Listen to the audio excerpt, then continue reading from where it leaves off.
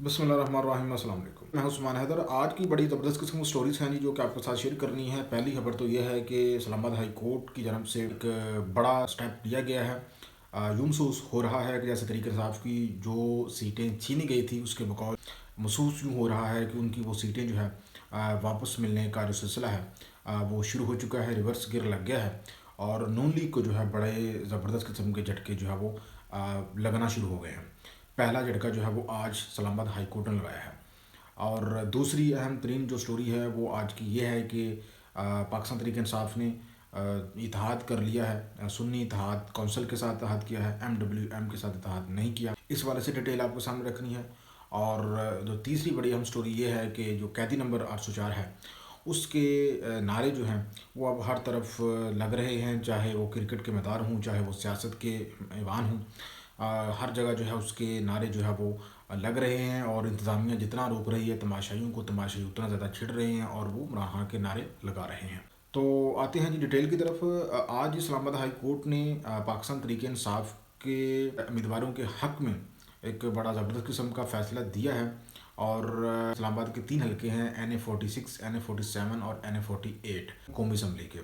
सूबाई असम्बली का हलका कोई नहीं है वहाँ पे। तो इन तीनों हलकों में नून लीग के उम्मीदवार जो है वो जीते थे। 2 में नून लीग के उम्मीदवार थे और एक आज़ाद था, वो भी नून लीग का हमायत याफ्ता था। तो इन तीनों उम्मीदवारों के जो नोटिफिकेशन है वो इस्लामाबाद हाई कोर्ट ने मुअत्तल कर दिया है। NA46 में तरीके इंसाफ के उम्मीदवार थे आमिर मुगल और उनके मुकाबले में थे नून लीग के अंजम वकील। तो जो आमिर मुगल थे वो तकरीबन 42,000 की लीड से रात 3 बजे तक जो है वो जीत रहे थे। तो फिर सुबह अचानक जो है उनका रिज़ल्ट तब्दील कर दिया गया, रोक दिया गया और उनका रिज़ल्ट जो है वो चेंज कर दिया गया और फिर नून लीग के अंजम वकील को जितवा दिया गया। उसके बाद NA47 जो है वहाँ पे पाकिस्तान तहरीक इंसाफ के शुएब शाहीन थे, जिनके बारे में आप जानते ही हैं, जिनको इमरान खान के लाए रहे हैं मुख्तलिफ केसेस में, मुख्तलिफ कोर्ट्स में वो रिप्रेजेंट भी उनको करते रहे हैं। तो वो पाकिस्तान तहरीक इंसाफ के उम्मीदवार थे और उनके मद्दे मुकाबले थे नून लीग के डॉक्टर तारक फजल चौधरी। डॉक्टर तारक फजल चौधरी के बारे में तो आपको पता है कि नून लीग के मिनिस्टर हैं और अहम रहनुमा हैं। पाकिस्तान तहरीक इंसाफ के उम्मीदवार थे शुएब शाहीन।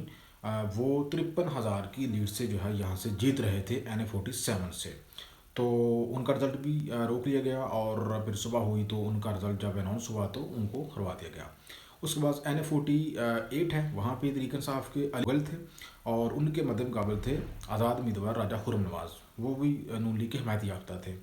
तो वो भी अच्छी खासी लीड से जीत रहे थे, तो उनको भी जो है वहाँ से हरवा दिया गया। यूँ कौमी असम्बली के तीनों हलकों से इस्लामाबाद में जो है पाकिस्तान तहरीक इंसाफ के जो उम्मीदवार लीड में जा रहे थे उनको सुबह रिज़ल्ट रोक कर हरवा दिया गया। तो ये सारे मामलात को लेकर जो है वो कोर्ट में चले गए। तो इस्लामाबाद हाई कोर्ट ने जो है उनकी अपील को मंजूर करते हुए इन तीनों जीतने वाले उम्मीदवारों के जो नोटिफिकेशन हैं, जो कि नून लीग के उम्मीदवार थे, इनके नोटिफिकेशन मुअत्तल करने का हुक्म जारी कर दिया है। यूँ महसूस हो रहा है कि तहरीक इंसाफ को जो सीटें उसकी छीनी गई हैं उसके बकौल फॉर्म 45 के मुताबिक वो वापस मिलना शुरू हो चुकी हैं। और अगर सिलसिला नहीं रुकता, यहाँ पे तमाम सीटें वापस आ जाती हैं इसके पास, तो फिर यूँ आप समझ लीजिए कि नून लीग की जो हुकूमत बनाने के जो ख्वाब है ना वो हुए चकनाचूर।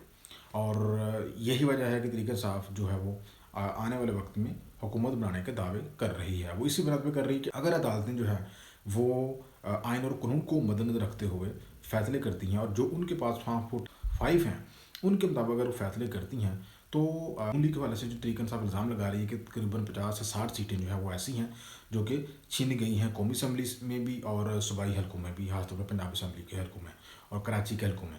तो ये सीटें उसको अगर वापस मिल जाती हैं अदालत के फैसलों के नतीजे में, तो इसमें कोई शक नहीं है कि पाकिस्तान तहरीक इंसाफ जो है वो 2/3 अक्सरियत से हुकूमत बनाने की पोजीशन में आ सकती है। और 2/3 अक्सरियत से ना भी आए शुरू में तो वो जो सिंपल मेजोरिटी है उसके करीब वो पहुंच जाती है, बल्कि हासिल कर लेती है।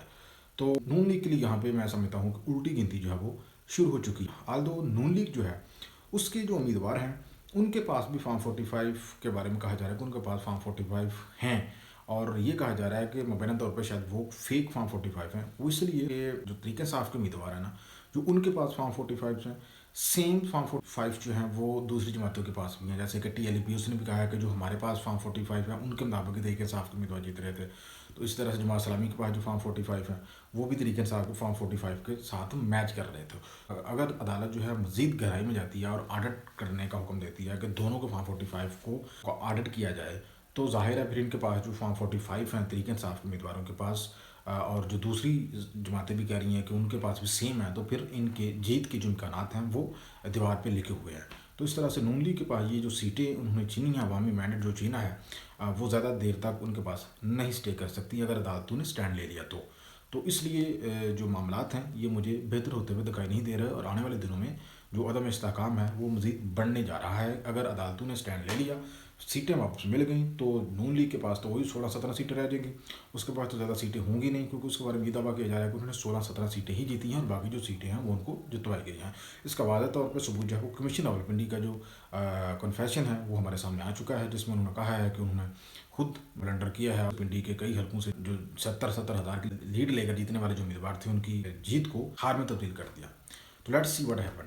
दूसरी खबर ये है कि पाकिस्तान तहरीक इंसाफ ने आज फार्मली जो है सुन्नी इत्तेहाद कौंसिल के साथ इत्तेहाद कर लिया है, और इत्तेहाद करना लाजमी था। मैं पहले भी आपको बता चुका हूँ कि अगर इत्तेहाद ना करें तो फिर इनको जो रिजर्व सीटें हैं कौमी असम्बली में और सूबाई असम्बली में वो मिलना मुश्किल हो जाती है। वो अगर सीटें जो है स्कोर करनी है तो जो आज़ाद उम्मीदवार हैं तहरीक इंसाफ के, उनको किसी न किसी जमात के साथ अपने आप को एडजस्ट करना होगा।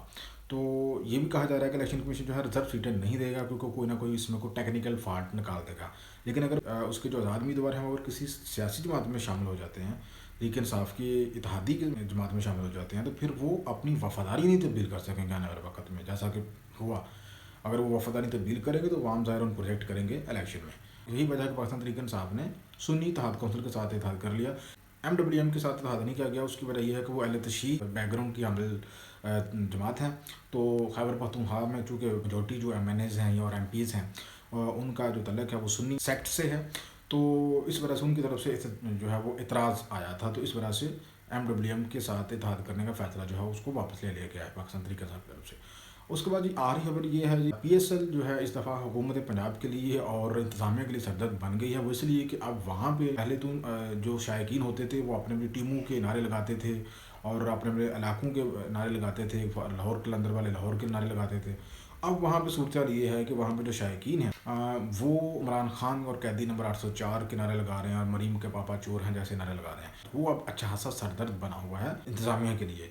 तो पंजाब हुकूमत ने आर्डर जारी किया है कि जो भी हाँ के हक में वहाँ पे नारे लगाता है उसको फौरी तौर पर पकड़ के उसको थाने में मुंतकिल किया जाए, और एक बड़ी तादाद में पुलिस जो है वो भी स्टेडियम्स के अंदर जो है वो तैनात कर दी गई है कि कोई कैदी नंबर 804 के हक में नारे ना लगाए।